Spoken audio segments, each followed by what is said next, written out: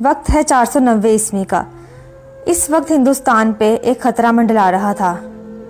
एक खतरा था हुनों का, जिन्हें वाइट हुन्स भी कहा जाता है। ये सेंट्रल एशियन लोग थे। इनका काम सिर्फ लूट मार करना था। 490 ईस्वी में हुनों का सरदार तुरामन हिंदुस्तान की तरफ आया। इस वक्त उज़्बेकिस्तान से लेकर रावलपिंडी तक जिंजवा राजपूत, गजनी कंधार से लेकर बहावलपुर और जैसलमेर तक भट्टी राजपूतों का राज, कश्मीर, पंजाब के कुछ हिस्से और हिमाचल प्रदेश और उत्तराखंड पे कटोच राजपूतों का राज था। नेपाल पे लिच्छवी राजपूतों का राज था और इसी तरह गुजरात पे जो किंगडम राज कर रहा था उस किंगडम को मीतर का किंगडम कहा जाता था और इस किंगडम के राजा गोहिला या सिसोदिया राजपूत। सिंध और बलोचिस्तान में राजपूतों का राय किंगडम था, जिसके राजा मोरी परमार राजपूत थे। इस वक्त मालवा या फिर साउथ मध्य प्रदेश और नॉर्थन महाराष्ट्र पे राजपूतों का पावरफुल किंगडम था, जिसे ओलेकरा किंगडम कहा जाता था।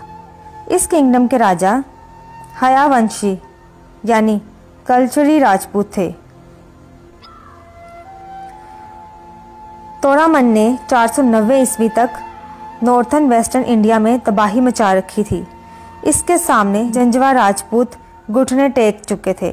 इसी तरह अब इसका निशाना सीधा सेंट्रल इंडिया में घुस जाने का था। लेकिन 510 ईस्वी में तोरामन की मौत हो गई। इसके बाद इसका बेटा महीरकुल राजा बना। महीरकुल तोरामन से भी कई ज़्यादा जालिम और बेरहम था। यहाँ तक के भट्टी राजपूत भी उसको अपना राजा मानने पर मजबूर हो गए। इसके साथ साथ सिंध और बलोचिस्तान में राजपूतों का राय किंगडम था। उन्होंने भी महीरकुल को अपना राजा मान लिया। महीरकुल ने इसके बाद सेंट्रल इंडिया पे हमला कर दिया। सेंट्रल इंडिया पे इस वक्त गुप्त एम्पायर का राज हुआ टेक दिए। गुप्त एम्पायर के राजा नरसिम्हा गुप्त ने भी मीरकुल के सामने घुटने टेक दिए और इससे अपना राजा मान लिया। आखिर वजह क्या थी कि एक के बाद एक राजा उसके सामने घुटने टेक रहा था?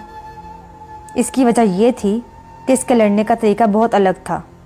राजतरंगिणी किताब, जो कि 1150 ईस्वी में लिखी गई थी, इस किताब में लिखा गया कि जो मीरकुल था वो इतना जालिम था कि वो बच्चों और औरतों को भी माफ़ नहीं करता था और इन्हें भी अपनी आंखों के सामने मरते हुए देखता था।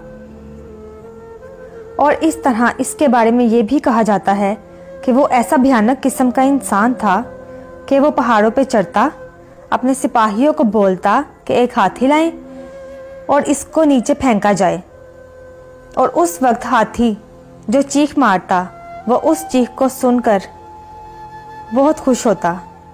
मीरकुल सियालकोट में डेरा लगाए बैठा था।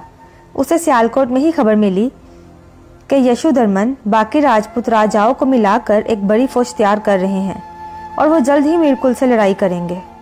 इस तरह फरवरी 528 ईस्वी को यशोधर्मन ने मंदसौर शहर के संधानी गांव में अपनी फौज के साथ डेरा लगा लिया। ये वो जगह थी जहां मीरकुल की बाउंड्रीज यशोधर्मन के किंगडम के साथ मिलती थी। अब लड़ाई तो होनी थी। अल-बेरूनी लिखता है कि एक तरफ गोरे रंग वाले, छोटी हाइट वाले और अजीब से दिखने वाले हुन्स थे और एक तरफ सांवली रंगत वाले, ऊंची हाइट वाले, बड़ी बड़ी मूंछों वाले राजपूत थे। लड़ाई शुरू हुई। राजपूतों को जो मसले का सामना करना पड़ा वो ये था कि हुन्स के तीर चलाने का तरीका, उनके तीरंदाज एक के बाद एक तीर फेंक रहे थे, ऐसे जैसे आसमान से तीरों की बारिश हो रही हो। इस तरह राजपूतों की फौज का बहुत नुकसान हुआ। बहरहाल यशोधर्मन समझदार थे। उन्होंने राजपूती फौज से कहा कि सबसे पहले तीरंदाजों पे हमला करें, इनको ख़त्म करें। उन्होंने सारी फौज तीरंदाजों को ख़त्म करने पर लगा दी और सब ने तीरंदाजों पे हमला करके उनकी फौज को कमज़ोर कर दिया। मीरकुल ये हालात देख रहा था। इसने अपनी फौज से कहा कि वो मोर्चे छोड़ें और मैदान में आकर सामने लड़ाई करें। और इसी मौके का इंतज़ार तो राजपूतों को था। वहाँ 5 साढ़े 5 फुट हाइट वाले हुन और यहाँ 6 फुट वाले राजपूतों ने पूरी तरह हुनों को कमज़ोर कर दिया। अब हुनों ने भागना शुरू कर दिया। मीरकुल भी भाग गया, लेकिन यशोधर्मन वहीं मैदान जंग में कुछ देर रुके रहे। वो जानते थे मीरकुल इतनी जल्दी हार नहीं मानेगा, पलट के आएगा। मगर राजपूतों ने मीरकुल की फौज को इतना कमज़ोर कर दिया था कि मीरकुल पलटकर वापस नहीं आया।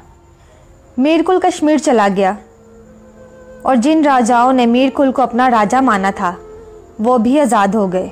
कहा जाता है कि कश्मीर में भी इसके भाई ने इसे धोखा दे दिया और वो कंगाल हो गया। इसका कोई किंगडम ना बचा और 542 ईस्वी में इसकी मौत हो गई।